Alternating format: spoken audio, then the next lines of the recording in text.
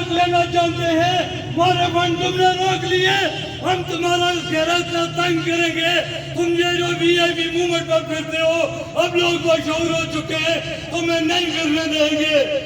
میرے دوستو، بات لمبی نہیں کروں گا، ایک بات کی نشاندہی کروں گا کہ 5 فروری کو جب ہم نے کال دی تو چند لوگ اس وقت تنقید کر رہے تھے، وہ وہی سنتکار تھے جنہوں نے یہ کہنا شروع کیا کہ یہ انڈیا کے ایجنٹ ہے، یہ مودی کو خوش کرنا چاہتے ہیں۔ تو ان لوگوں نے کہا کہ ہم پہلے دن سے کہہ رہے تھے کہ یہ مذاکرات نہیں کرنا چاہتے، یہ کسی اور کے ایجنڈے پہ چلتے ہیں۔ ہم نے جب 5 فروری کی کال واپس لی، وہی بغیرت لوگ، وہی جو پہلے دن سے تنقید کر رہے تھے، انہوں نے کہا یہ بکے ہیں، انہوں نے کہا انہوں نے پلاٹ لے لیے ہیں۔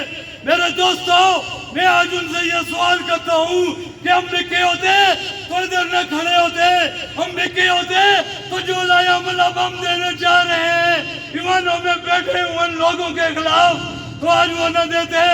میرے دوستو، یہ سہولتکار ہمیشہ سے رہے ہیں، یہ ہمیں تقسیم کرتے رہے ہیں، کبھی جماعتوں کے نام پر، کبھی برادریوں کے نام پر، لیکن خدا را اب اپنی نسلوں کی بقا کے بارے میں سوچو۔ جب تمہاری ہائی کورٹ نے تمہارے حق میں فیصلہ دے دیا تو پھر میں کیوں ڈروں، تو پھر میں یہ بات کیوں نہ کروں کہ یہ میرا حق ہے۔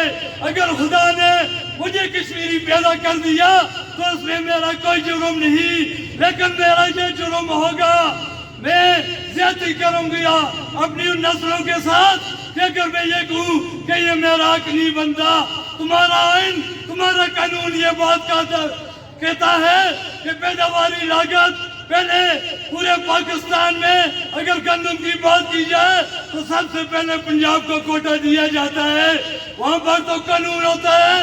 اگر آزاد کشمیر میں بجلی بند ہوتی ہے، ہمارے دریاؤں کا رخ موڑ کر ہمارا اس شہر میں رہنا محال کر دیا گیا، تو پھر یہ کیوں جرم بن جاتا ہے؟ ہم متنازع ریاست کے شہری ہیں۔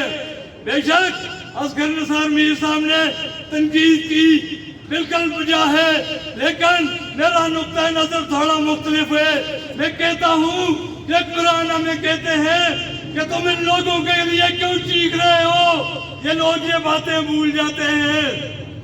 ادھر لوگوں کو سروکار نہیں، یہاں پر سکیموں کی بات کرو، یہاں پر نوکریوں کی بات کرو، لیکن میرا جواب یہی ہوتا ہے کہ میرا تعلق اس گھرانے سے ہے جہاں شروع دن سے مزاحمت کاری کی گئی۔